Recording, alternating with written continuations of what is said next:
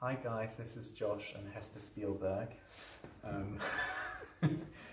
So these are the various bits and bobs, trims and cloth that will be in your tailoring pack.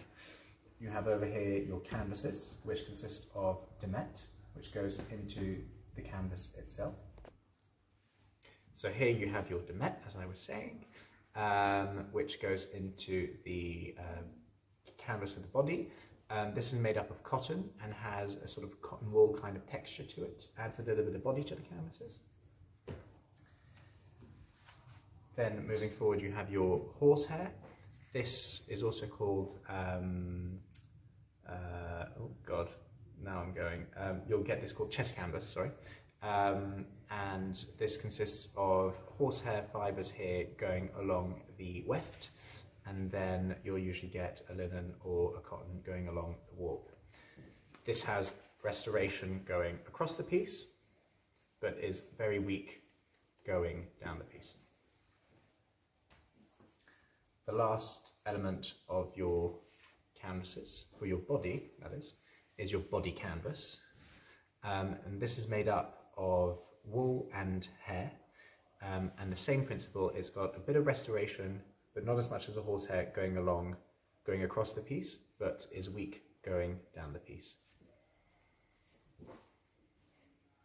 The last canvas is your collar canvas, and this is made up of linen, which has been finished in a starch-like manner and is cut on the bias in order to help us fit the collar onto the coat. This is undercollar Melton.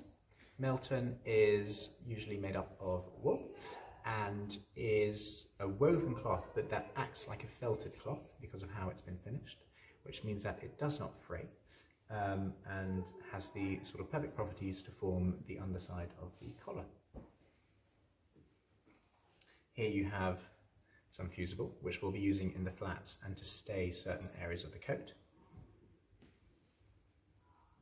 This is silicea, which needs to be shrunk and is used in pocketing and in staying certain areas of your coat as well. This amount of calico will be used for you to sample your pocketing with. Here we have what's called sleeve head roll.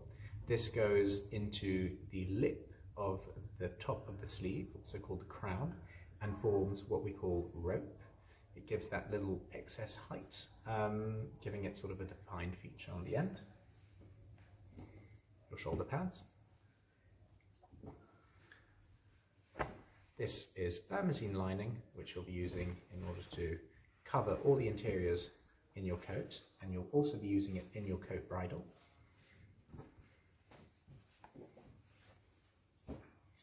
And this is a length of India tape, which will be used to stay certain areas of your coat. This is inflexible and will prevent certain areas from stretching. And here you have a short length of 2-inch wide fusible tape, which will be used in the front edge of your coat in order to make it thinner. And we'll see this once we get to the facing section. And here on our board we have our top cloth, which is a medium weight wool, and I would advise you use what it is we give you in your packs, because it will make life easier for you. So these are all of the elements that need to be shrunk. You need to spray these elements and dry them, and you need to wet this element and let it dry. So demet, silicea, Melton and collar canvas. You open them up all individually.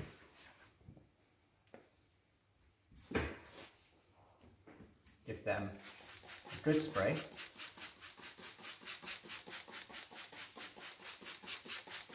And with your iron, come over the sections that you've wet and dry them entirely out. This will mean that the cloth trims that you have will not shrink in your coat and disturb the cleanliness of your sewing. The body canvas, however, needs to be entirely soaked. Put this in a basin of water or under a tap, get it completely wet, and then leave it out to dry, or dry it with your iron until all the water has completely evaporated. If the body canvas is not sufficiently shrunk, the danger is that if your coat gets wet or needs to be dry cleaned at some point, this will considerably shrink and will completely mess up the canvassing processes that take so long to get in. Shrinking your top cloth is also incredibly important. Again, if you haven't shrunk this properly and it shrinks on the canvases, huge disturbances will then become visible. You must not wet this, however. Wetting wool is always a bad idea, soaking it particularly. Wetting it lightly is okay, but to get this completely soaked in water would change its properties. So all we want to do is lay it under our iron, our steam irons, and preferably on a vacuum board, and make sure that as we're pressing it, we're putting in quite a considerable amount of steam in to make sure that all those fibres are retracting before we then start using it and sewing things up. So we're going to be doing something slightly unusual and slightly off the norm right now, in that we're going to lay our fabric open. Now, I taught you last year that usually what we would do is have to cut out 2 pieces for each panel that we're going to be putting together. So 2 backs, 2 foreparts, 2 side bodies, 2 top sleeves, 2 undersleeves. In this instance, we're only making a half jacket. So in order to lay things out economically, we're opening up our cloth entirely. We're not folding it over in half, selvage to selvage. So here you can see that I've got the selvage running along my table, and I know that my selvage is on the right side currently because I can read the writing on it. I can also read the writing from left to right rather than from right to left. So in my mind, how I like to operate is to put arrows going down the piece where I can read the writing from left to right. So I'll put my arrows down, going like so. Now, need to be careful here, because what I don't want to be doing is striking out things on the right side of my cloth. So I'm going to flip things over to the wrong side of my cloth, and I'm going to start striking the coat onto the fabric. So we're now going to start our lay plan. We want all the pieces running in the same direction, so we make sure that we've got a left forepart, a left side body, a left top sleeve, a left undersleeve, and a left back. So,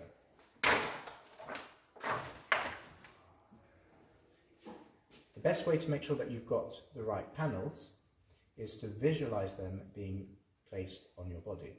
So this is the wrong side, underneath is the right side. If I imagine this panel being worn on me, I could imagine the top side of the cloth being on the underside as I've laid it, this being the left forepart. And carry that through all the way.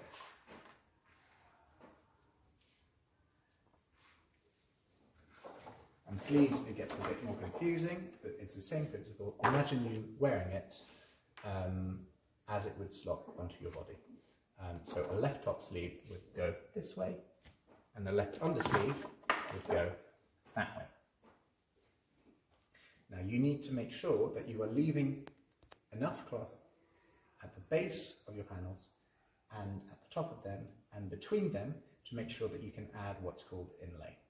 Now this pattern has included within it seam allowances, and on top of these seam allowances, in certain areas, they're not present everywhere, which we'll discuss in a second, you also need to add inlay. The difference between a seam allowance and an inlay is the following. If there is a seam allowance on a line, you will not be sewing on the line, you will be sewing inside of the line, usually by 3/8 of an inch. If there is no seam allowance on the line, that is called sew in the mark, and you'll be sewing into your mark stitch. Inlay is what is left past the mark stitch, or past what would be the raw edge if you wanted to add extra inlay to places where you wouldn't usually accommodate for it. Inlay is there so that you can make your panels bigger or shorter if you need to alter them along the fitting process, or if they need to be adapted for a different figure further down the line. So the orientation in which you lay your panels is incredibly important, and you need to make sure that they are going along the grain. Traditionally in tailoring, we don't trace grain lines on the patterns. We assume that the grain line is perpendicular to our chest line. This is our chest line here. All I'm making sure is that my chest line is perpendicular to my selvage edge. Now, most people do this simply by eye, especially when you're encountering something that has a stripe or a check to it. You might want to lay that panel in slightly differently in order to make sure that that check or stripe is running along the direction that you intend it to. However, most of the time, you simply lay it in as closely as possible to perpendicular to this line against the selvage. Once you've done that, ensuring that you've left enough space between your panels to add seam allowances or inlay wherever is necessary, you can start what's called striking, which is a process of marking up your top cloth in chalk. Ensure that your chalk is sharp, and make sure that you are not stretching the fabric as you're going down.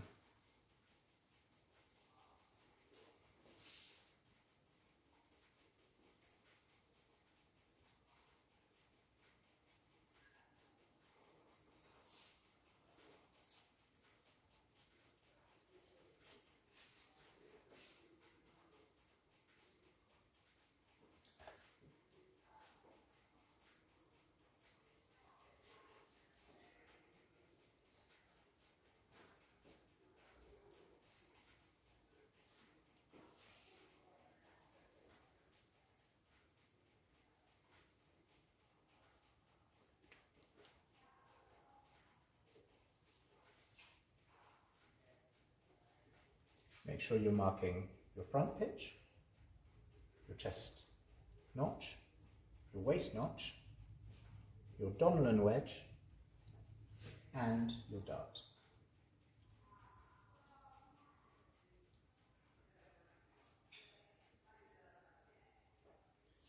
At this point you can lift the panel out and begin marking the dart through, and also adding a seam allowance to this edge. So in this fore part, you have a seam allowance included in the armhole and through the shoulder, and nowhere else. Everywhere else is sewn the mark. For the front edge, we'll have a considerable amount of inlay, so we don't need to worry about seam allowances. However, where the side body meets the fore part, we do not want to leave any inlay in this instance, so we're just going to add a seam allowance to what the edge is marked to on the pattern.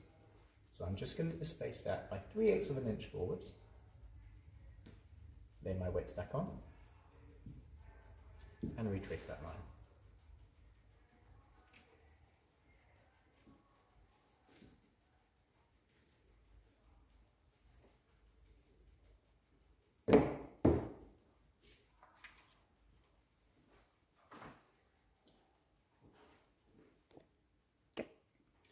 So I'm transferring all my notches across.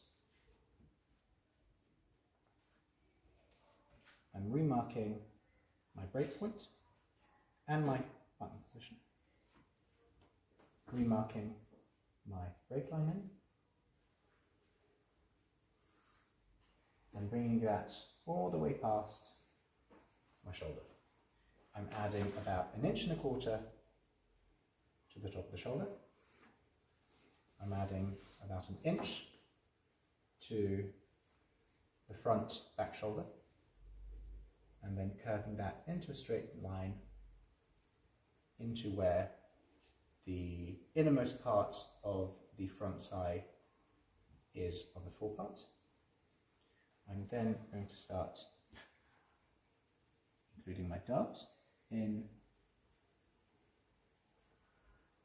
those points that I made from transferring them into the pattern.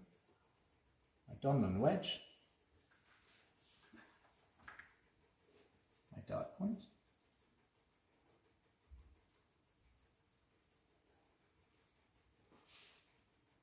my dart waist, the edge of my pocket, which sits about 1/4 inch or 1/2 inch in front of my dart.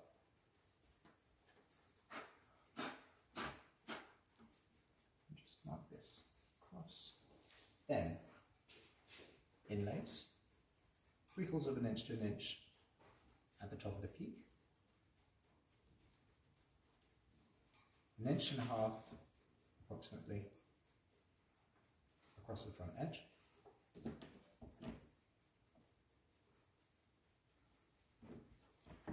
And all the way down. And this gets curved in ever so slightly to help us fold it round if we're doing a baste. At the bottom of the coat, I allow for 2.5 inches.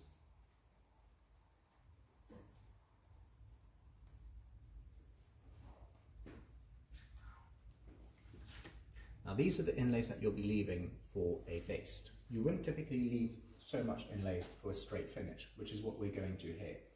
But I'd like you to start having an appreciation for the inlays that you would need when fittings are involved. Side body, same principle. We need to add a seam allowance here. So I swivel this all the way forward so that I save as much cloth as possible. And I'll line this up with the bottom of the coat.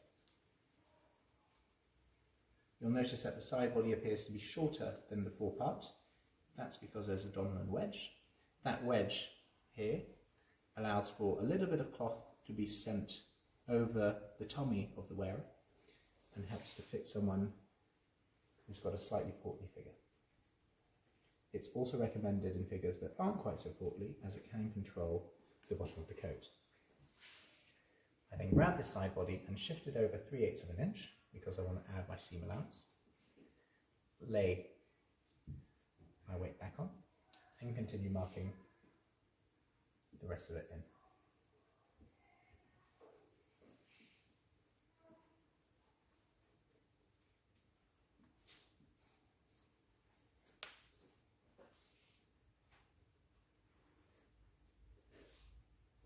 Mark all my notches through. And there, and there.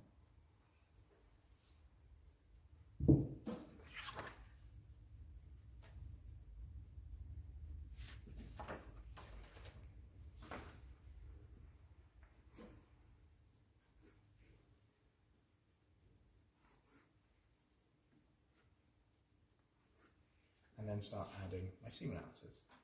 Same principle. 2.5 inches at the bottom of the coat. This coat will have side vents. Vents usually aren't marked on your pattern. Usually tailoring patterns are neutral blocks that fit the figuration of the figure that you're attempting to drape cloth around. And alterations are made to it, straight to the cloth, where design and style choices come into play. When fitting for a side vent, you would simply spring the run out here at the top of the side body. So I lay my pattern master into the top of the run from the waist, and as it curves back in, I don't allow it to curve back in, I just push it all the way out into a straight line, because we can't fit a vent on a curve. I scratch that line out, and I leave about 2.5 inches to 3 inches past the bottom of that line. I then come up the height of the vent that I want. In this instance, I would like it to be 10 inches long, and mark a point 10 inches up from the base of the coat. I then arrow that, that will be the top of my vent, and then I come forward from there about 1.5 inches, and I line that up to my bottom point there.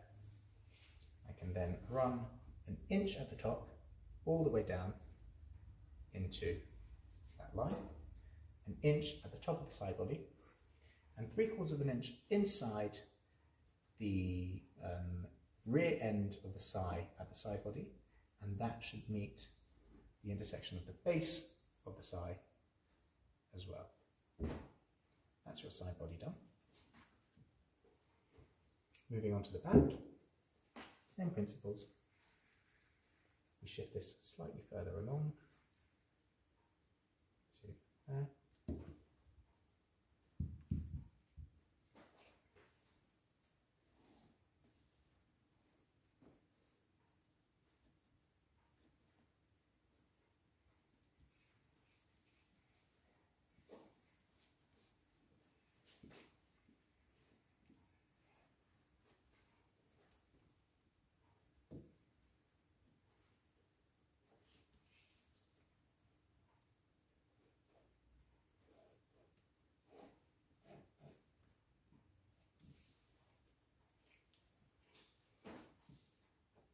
notches.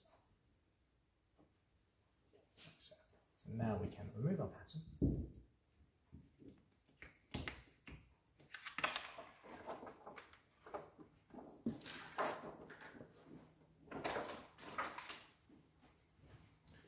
Mark our notches across.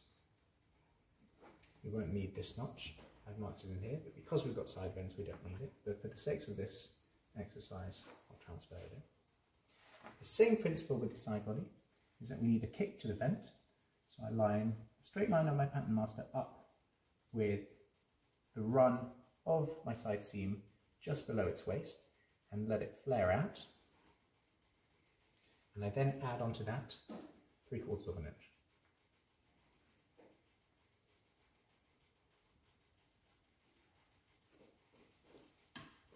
I then grab my tape measure and same thing, find a point 10 inches up from the base of the coat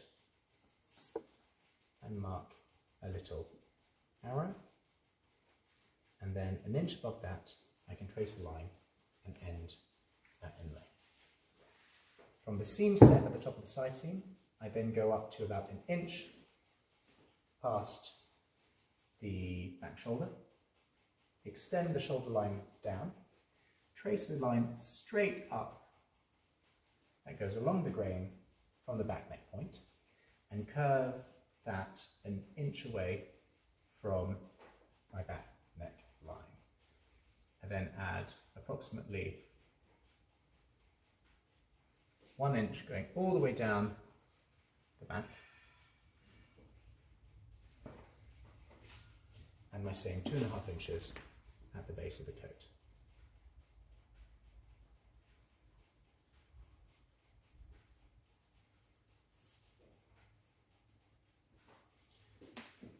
Now these inlays are not strict rules, they're just guidelines, and everything that's in this video is just a method which can be questioned, which can be altered, which will change from tailoring house to tailoring house, which will change from theatre to theatre, or from individual tailor within theatres as well. These are just guides and principles.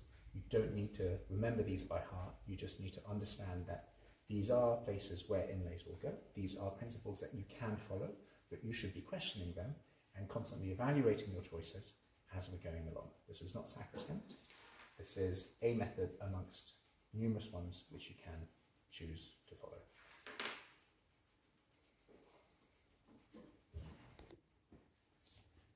Top sleeve, again, lining up the chest line on my top sleeve with the selvage. And then making sure I have enough here for the inlay at the base of the cuff.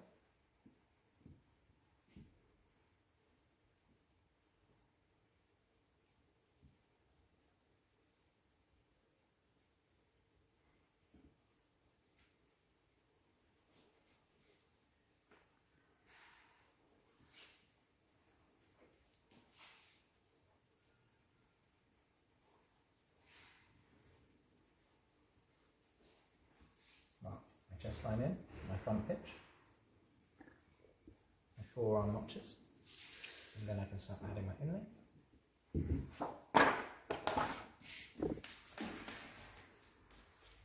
5 inches up from the base of my sleeve, I can add my cuff inlays, extend that out by 2 inches, all the way down. And then I want 2.5 inches at the base of the cuff.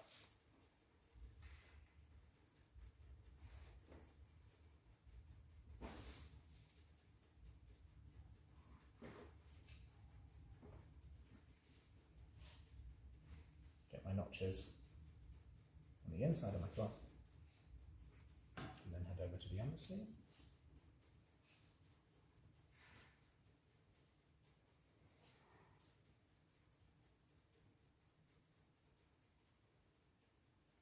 Again, positioning that as economically as possible. Okay. And laying right down.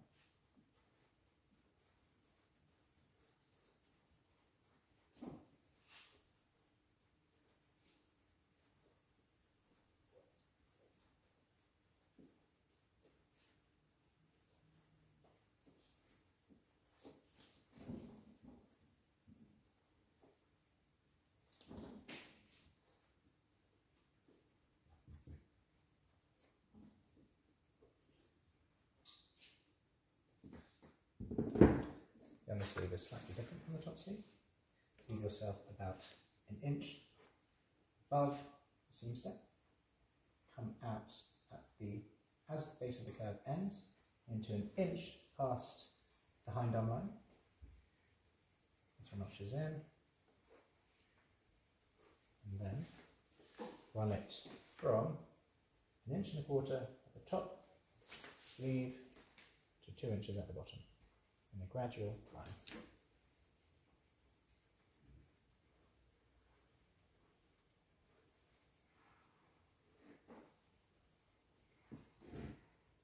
Extend that to the bottom. Slight kick, as you can see here and there, for the cuff to be able to turn over and there not be a shortness of length. It's the same principle as turning up a trouser. 2.5 inches at the base.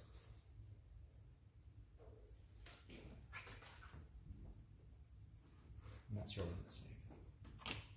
The last things we need to mark up now are fit up. Fit up are all the extra pieces of cloth that you'll need in order to make your coat. That includes, in a coat, the facing, the top collar, and your pocketing.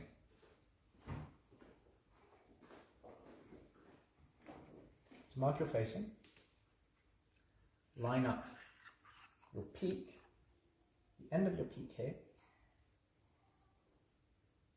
parallel to the selvage edge.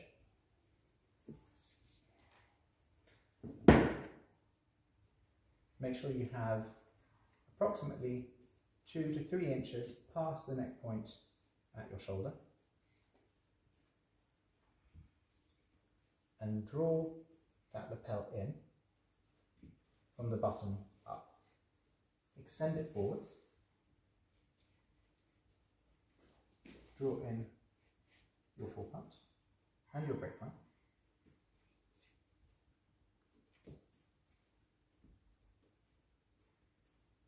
That's your button position there. At the base of your quarters are the curves coming down the full parts here. Strike a line, mark a line in front of it, that's about 1/2 inch beyond it. Grab your pattern and swivel it forwards from the button position and draw that all the way down.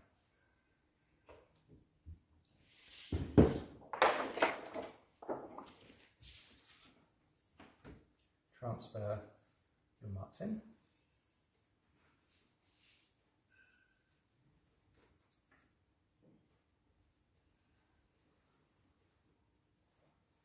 And here, leave yourself the same inlay on the shoulder as you did on the full part, the same inlay at the top of the peak as you did on your full part, and join those two lines together.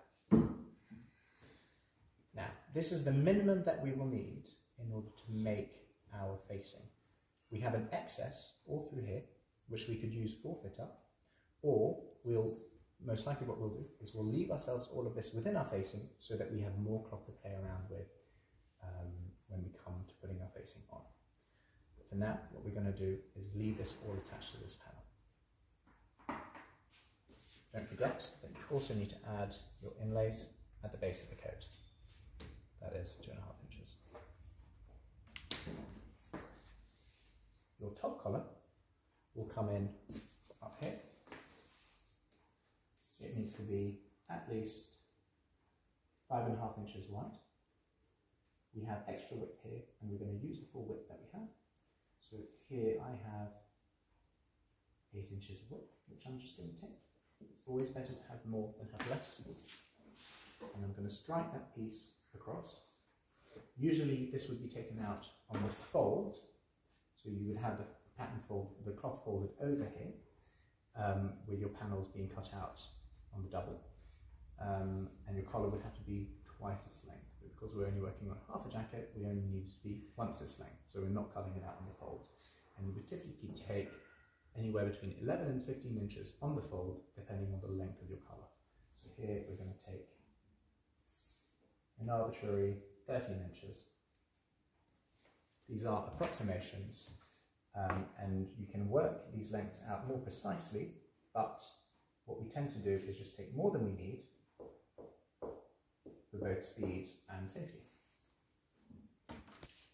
Here I've marked the wrong side of the cloth, and I've also marked the direction that the grain is going in.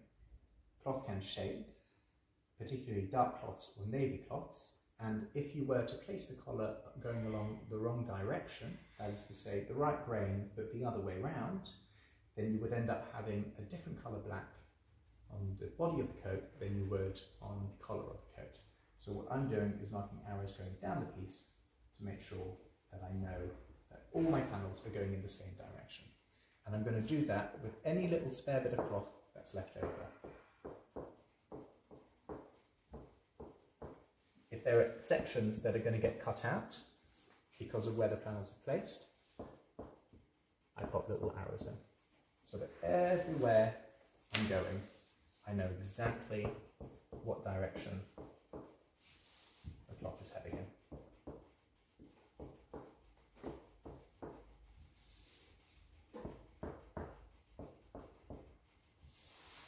Now that you've done that, you can begin cutting out your panels. So here you have all your panels struck out, 4-part side, body, back, top sleeve, under sleeve, and you have the elements of fit up which we marked. So here I have the facing here with that extra chunk that I left around, and I have my collar. Now I've written collar on it, and I've pinned it to the bottom of my facing.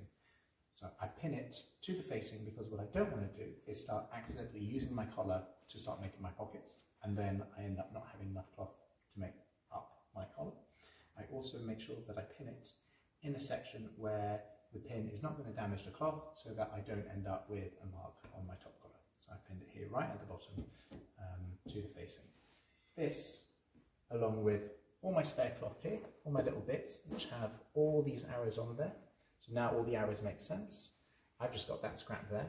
Trying to work out what's the top and what's the bottom would have been quite difficult if I didn't have my arrows. So now that they're on there, all the questioning is eliminated. I shove that in with my facing, roll that up and pack that away for when I'll come to need them later on. So there are two options for us in order to mark the chalk marks that we have here on the wrong side of the cloth over to the right side. Now obviously we want to see the marks on the right side because we want to know exactly where we're going to be sewing from either end of the cloth. We also want to be able to discern where all of the future elements are going to be, i.e. pocketing, or lapel points, etc., within our fitting, so that we can make style decisions. And for that we need to be able to mark things over to the right side. Now our problem is, in this instance, is that we haven't struck things out on the double, we've just struck things out on the single. So the better option for marking this is to thread mark. You'll find thread marking used particularly in theatre, in tailoring houses less so, independent tailors probably won't as well. There are advantages and disadvantages to both, but they're just two different methods. So we're going to thread mark this, which is easier to do if you're just working on a single piece of cloth, but it can be done even if you're working off doubled up pieces, obviously.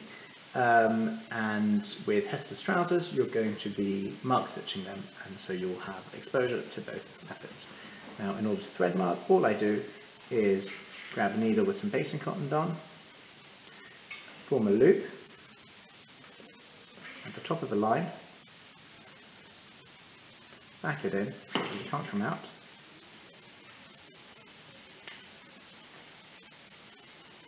lucky me, I've made a knot right at the wrong moment.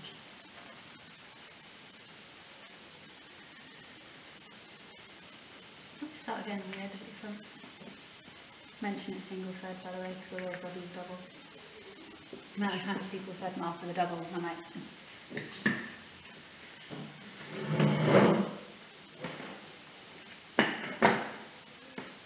I was uploading to Google, wasn't I?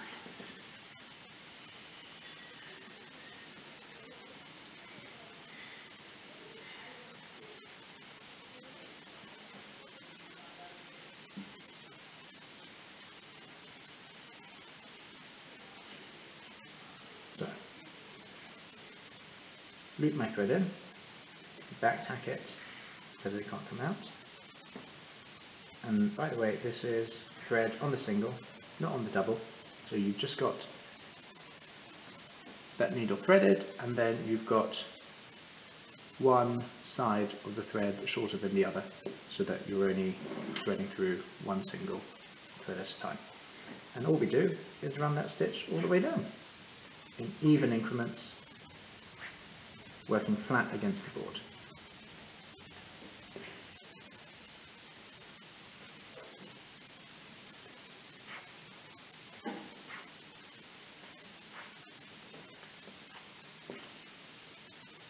So what I like to do is take a couple of stitches all in one go until I've got no more thread left to pull, and then pull it with the other hand.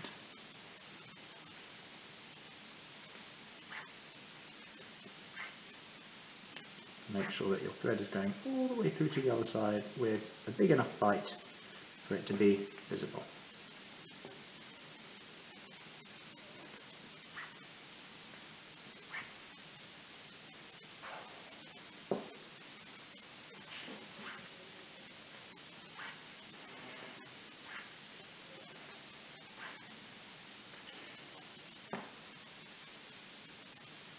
Sometimes your thread can get a bit twisted. You can just untwist it very quickly and re-thread your needle.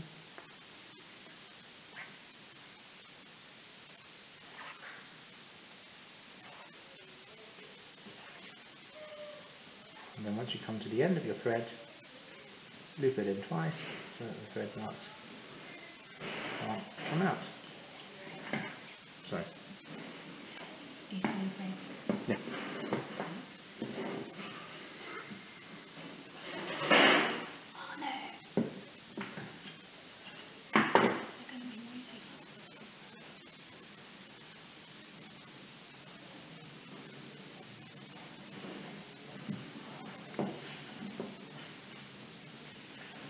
Where do you want the chairs and tables?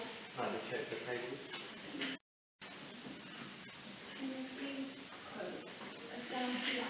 Along the wall. You want them just laid out?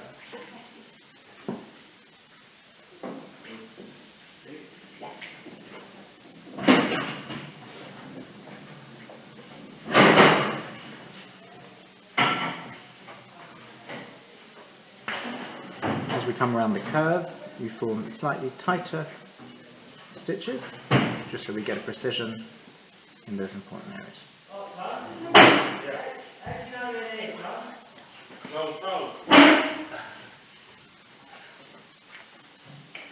I missed it.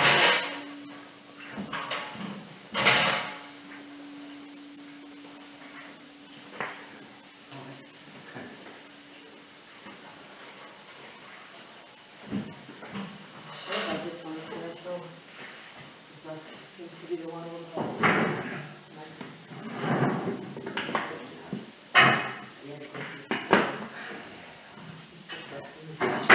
Don't forget to mark your button position.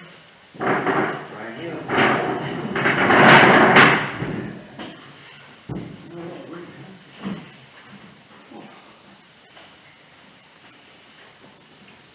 With at least 3 tacks.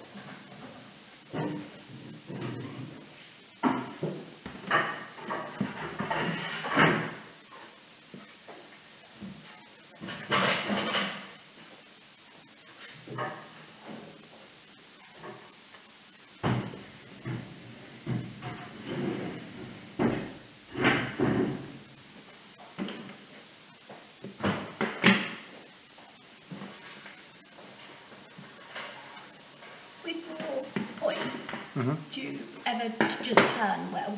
What's your choice between new threads, if that makes sense? Do you make sure that this was one thread versus this one, or would you ever do it all in one go? Yeah, I could do it all in one go. I tend to mark up to the point where I want my curve to go in. Yeah. And then I'm remarking on my lapel anyway by Yeah. replacing my pattern back on. So it's this. That's what I need. Yeah. And then this is remarked anyway. I would never give a job out without a shaper.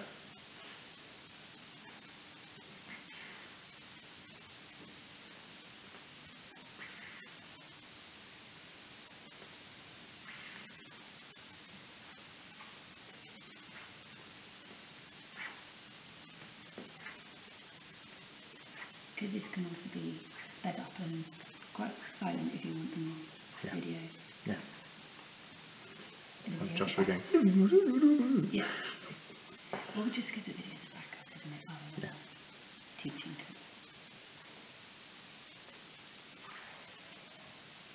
So why do you stop before the break? Why do I stop there? Why do you stop there instead of the line? Because I'm only going to press that into there anyway. So I don't need to go any further. And it's another tack that I need to take out of my front edge. So it's just more work for me. Okay. I don't even need it to come down. I don't even need to mark this really once that's set in. That's ready for fittings.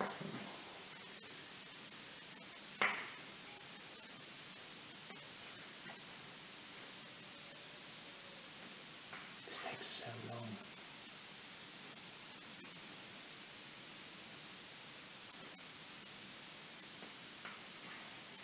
Do you want me to do some right? Yeah, go for it. I'm looking at you.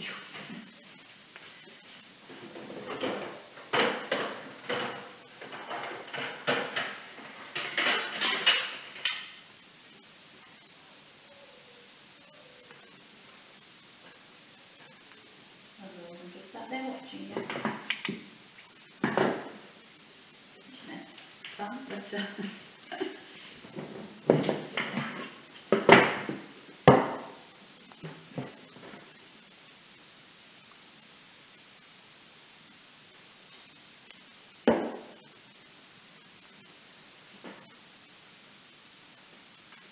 where am I marking this one? I presume. Yeah, that outside line. line. Yeah. Am I doing any of the, and then I presume along here and down that one? Yeah, yeah.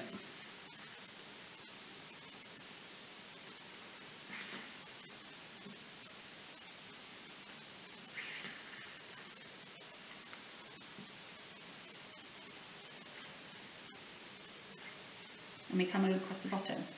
Hmm? So are we coming across the bottom? Yeah. You can stop an inch past your outside line, basically where I stop the chalk, because it needs to run up. And what about this? Do you want this to start lower or? Yeah, if an inch lower is fine. An Yeah. inch? Still an inch. Cool.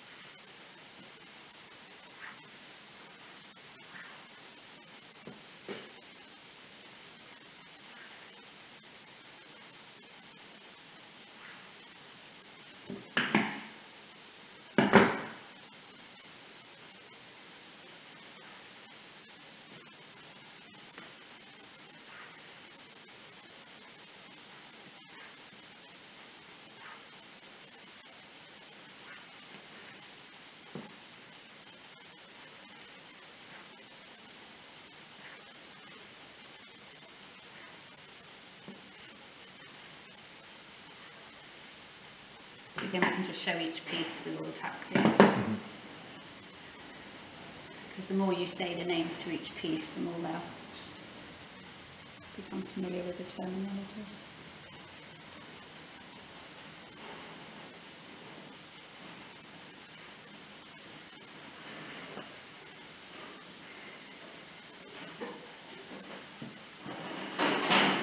It's been so long since I've actually sewn anything. Oh, really? Yeah. Well, you stop after a while because you just... Well, like this, if that makes sense. Mm.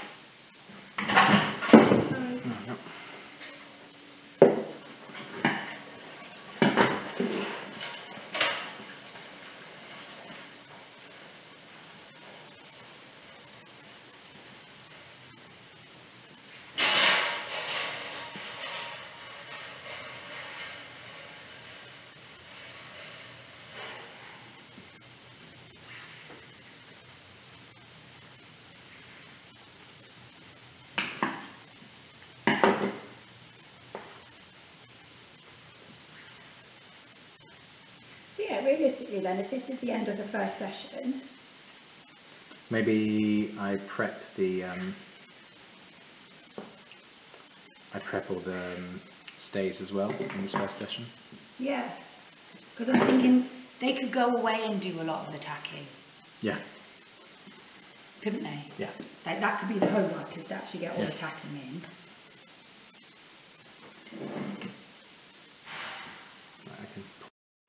And so here we are with all the panels completed and thread marked. And so here you have your forepart, side body,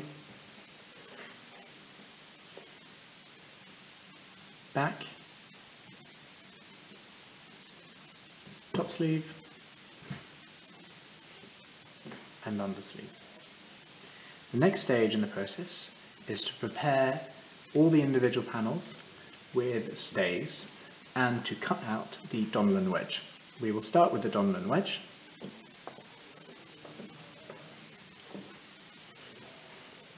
Reversing our forepart so that the wedge is facing us, and simply cutting along the line at the base first,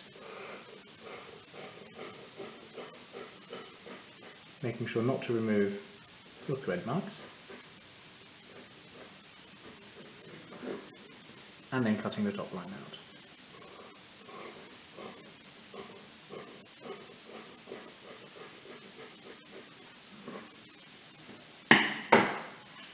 Now that that's done, we can start prepping for stays.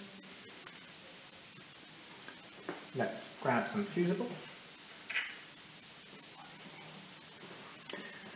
So, stays are elements that are included in your jacket which prevent portions of the jacket from stretching. The portions that we don't want to stretch are your armhole, your neck points on the forepart, your armhole around the side body,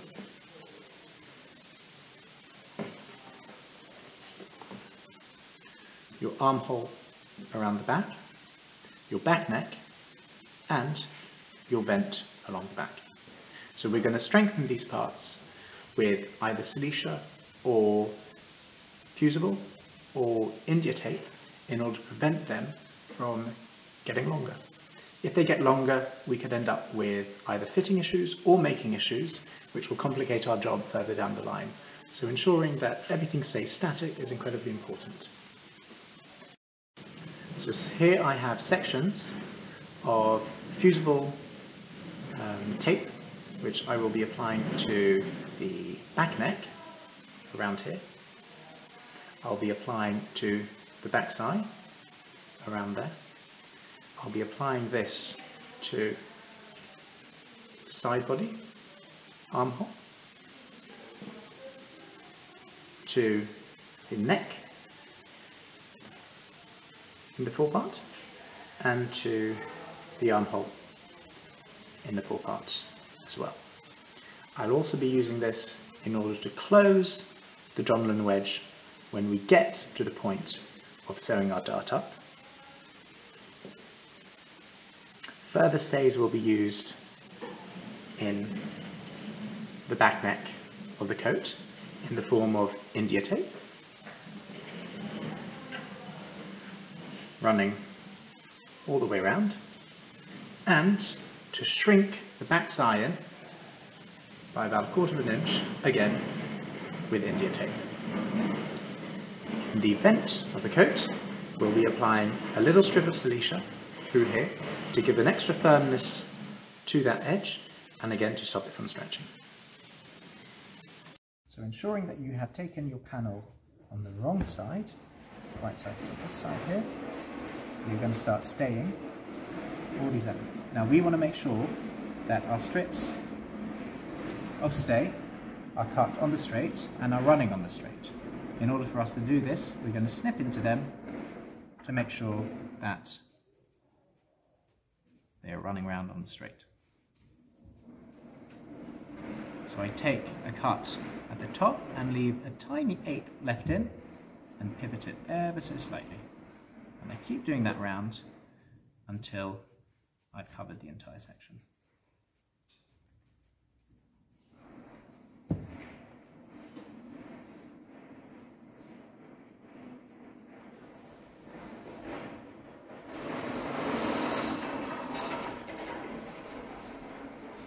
When you're adding fusible, it's best not to add water. Imagine adding water to glue when you're trying to stick two pieces together. That being said, some fusible can be difficult to melt the glue on, so sometimes a bit of steam is necessary, but most often it isn't, and that will mean that there'll be no water contained within the strip of fusible that you're trying to glue. It will dry quicker and it's likely to stick for longer.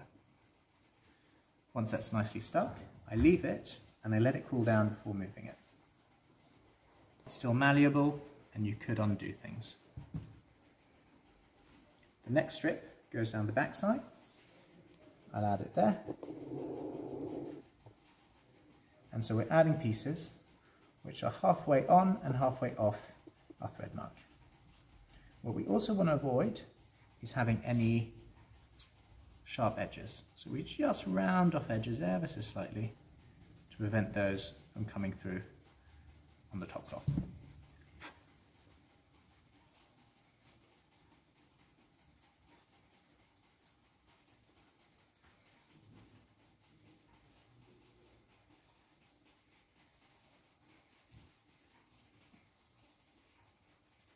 Again, applying heat and weight.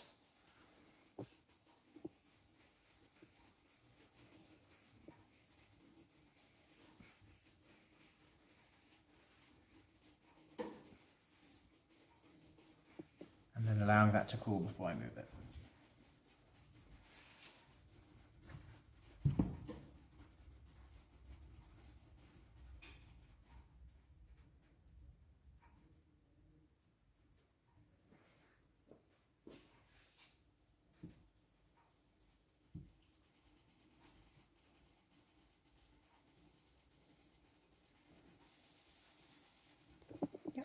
Now that I left that for about 30 seconds to cool down, I've removed it from the board, I flip it over and I trim the excesses out.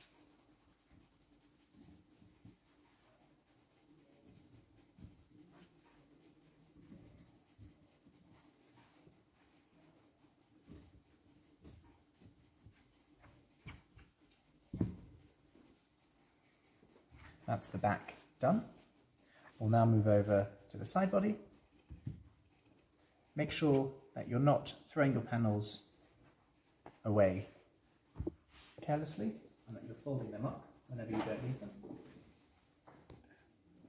Ensure before you glue your tape on that you have placed a fresh bit of calico on the board so that you're not adding glue to the board that you're currently using and then messing up the jobs for other students who are coming in who will then need to use it at a later date. So using our scraps,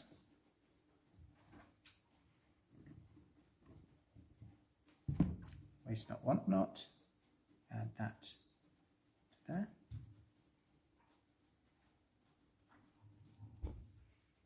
Again, ensuring that you're gluing this on the wrong side, not the right side.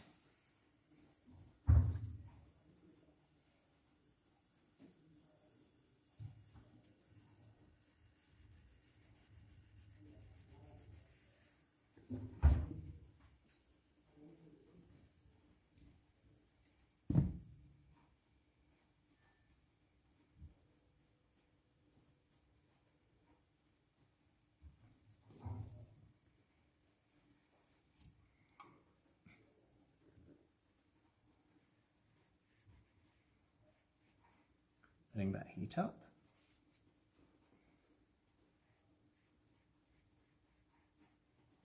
And then letting it cool down. Same principle. Now that it's cooled down, just trimming away the excess fusible.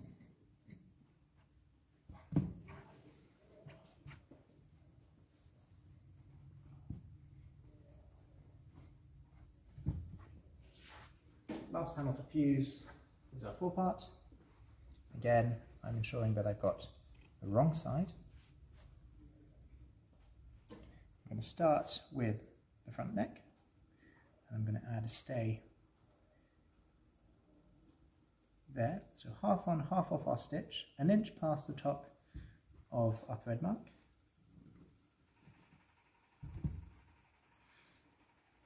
And running down parallel to the break line, so approximately there. Again, here we want to make sure that there are no sharp edges. So I'm just curving out this side, which is more susceptible to be seen despite being covered by the lapel.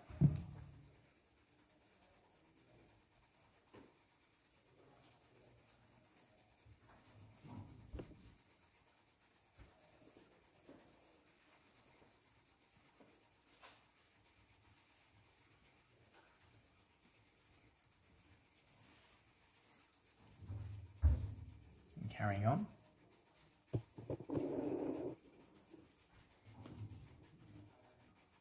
Ensuring that I'm half on, half off.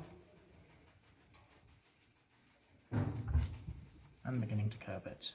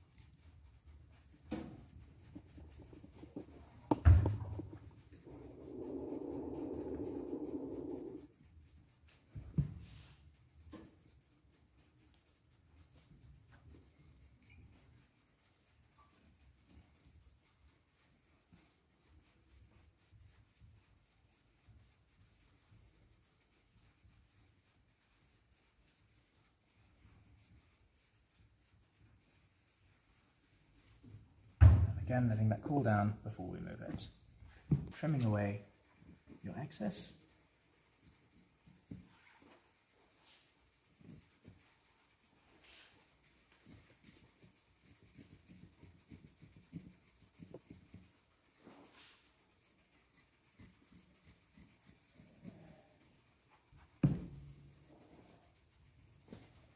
And neatly putting away your job.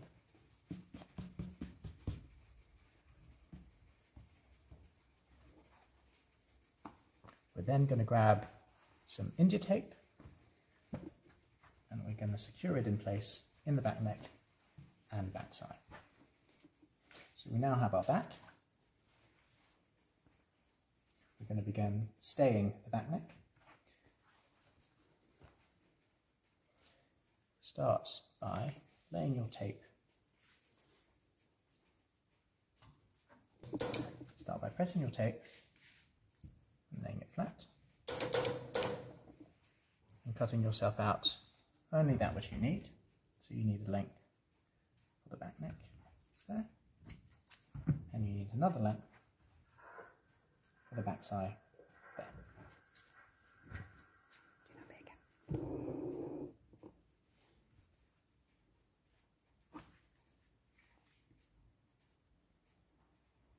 Now, knot your thread,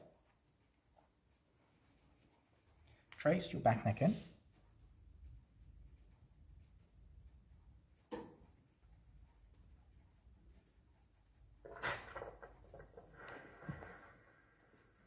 and pad it with the stay beneath.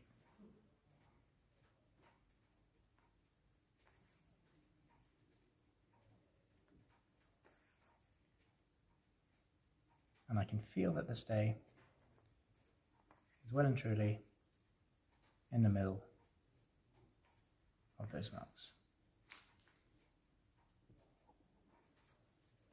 And you can see there, I'm just catching it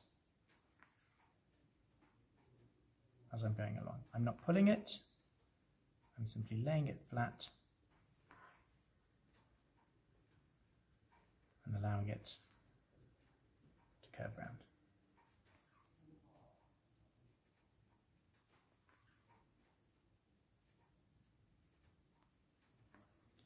And then once you've come to the top, run back round with another pad in between the pads that you initially formed.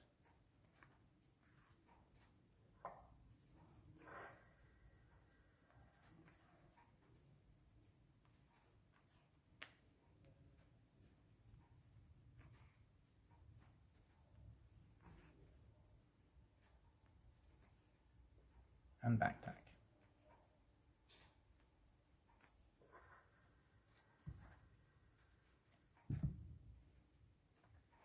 Before cutting that strip, press your stay flat,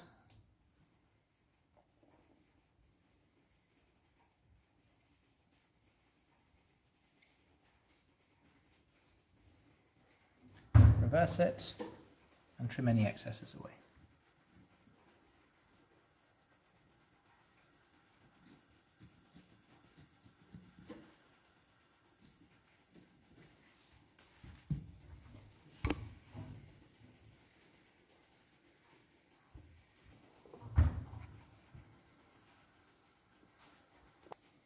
Now, for the back side, we want to give a bit of shrinkage into the side here to throw a little bit of cloth over the shoulder blade. This will help us fit this section of the coat and alleviate some of the drape that occurs and length that falls in this section usually. The way we do that is by taking our India tape and laying it at the base of the side there. We then begin by forming a tack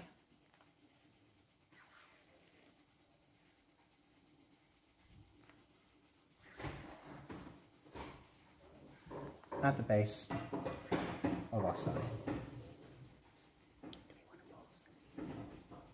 Okay. Now that that's secured, lay your stay in the middle of your mark stitch and mark a small line at the top of where your shoulder meets it. In order to shrink it in, we'll measure a line down from there of 1/4 inch, which we'll trace across and which we'll have to match in place. So in order to do this, include small bubbles of fullness as you're going along, which will allow that section to be shrunk in with some heat and some steam once we've secured it in place permanently. And we want the majority of the fullness to sit at the base of the sigh here, in this section here, and very little of it, or none of it, to sit at the top. The reason being is our shoulder blade causes disturbances further down the sigh,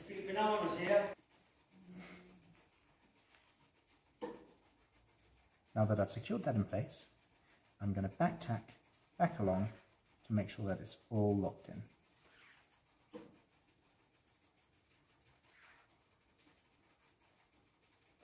And I'm back tacking between the stitches, which are the biggest points of weakness here.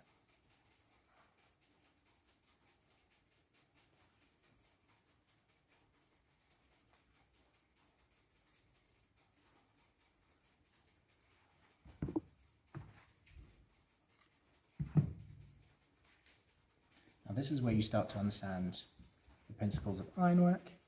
I will trim these little excesses out and use heat in order to shrink these little bubbles that I've formed.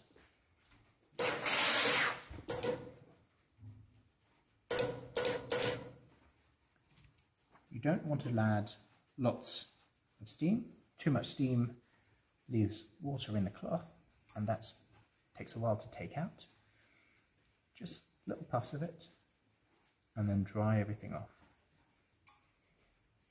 You don't want to leave your iron static either. That can leave a shoe mark on your cloth.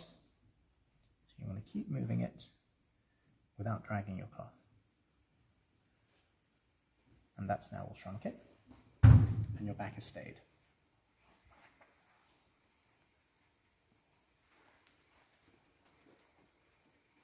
So for our vent stay, we're going to cut a strip of silesia on the straight,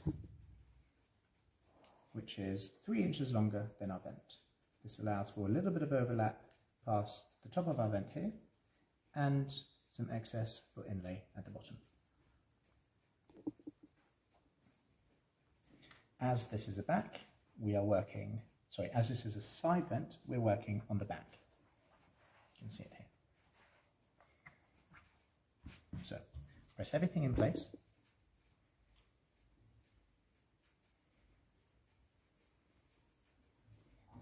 And draw yourself a line. Draw yourself a line, which is 3/8 of an inch inside of your thread mark on the wrong side of the cloth. That's my line there drawn in. I'm then going to straighten off this piece very quickly, keeping everything nice and neat and tidy.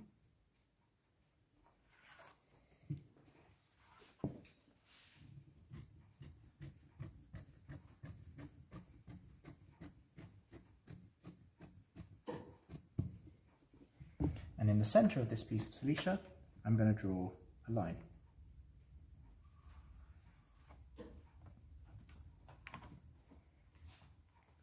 A 1/2 inch up from the top of the vent, I'm going to draw a line across, and that is where I'm going to begin sewing my silesia in.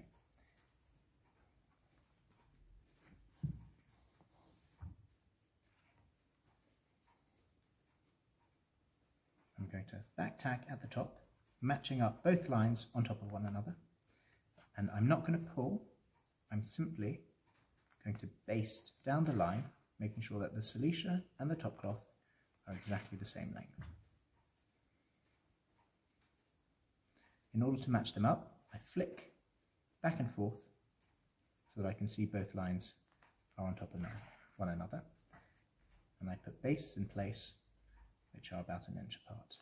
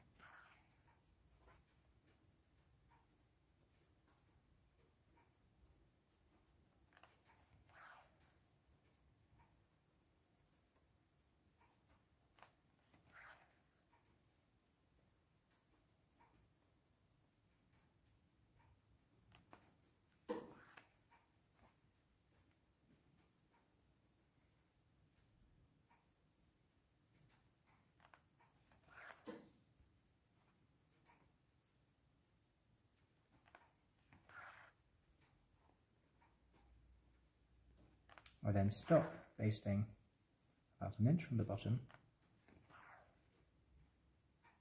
and I make sure I stagger, that is to say I cut at different lengths both elements by about a ½ inch.